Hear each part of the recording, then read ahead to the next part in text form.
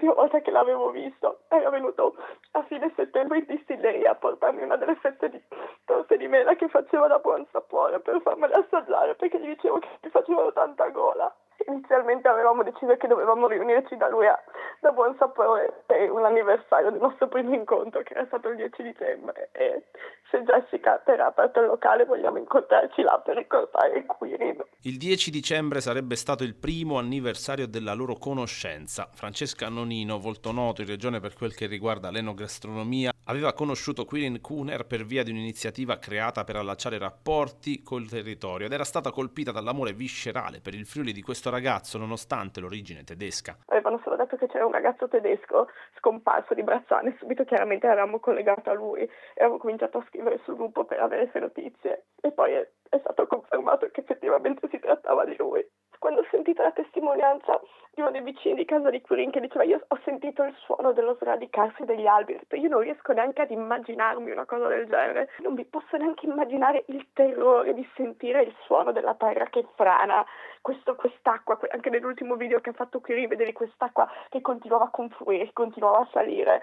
La cosa che più mi ha colpito è stato sapere che comunque Quirin in un momento così di paura, di terrore, la prima cosa che ha fatto è stato cercare di aiutare gli altri e penso che questa sia veramente la dimostrazione di quanto Quirin sì, certo era tedesco, ma lui era soprattutto friulano, perché ha sempre amato la nostra terra, non c'era niente di più friulano che potesse fare di questo e sono veramente orgogliosa di poter definire Quirin mio amico.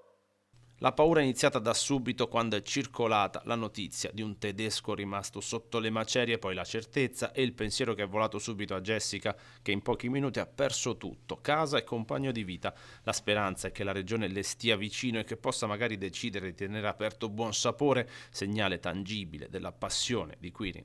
È venuto a mancare per il suo gesto eroico, io spero soltanto che il Friuli non permetta di dimenticarsi quanto ha fatto lui e che si avvicina alla sua compagna, che ha perso la sua persona e la sua casa nello stesso giorno. E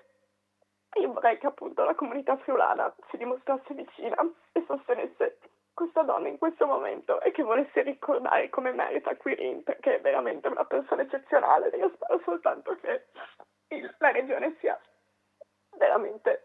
vicina in questa tragedia a Jessica, la sua compagna, e a buon sapore Brazzano. Non so se terranno aperto il locale o meno, ma dobbiamo veramente riunirci ed essere forti come comunità e mostrare il nostro sostegno.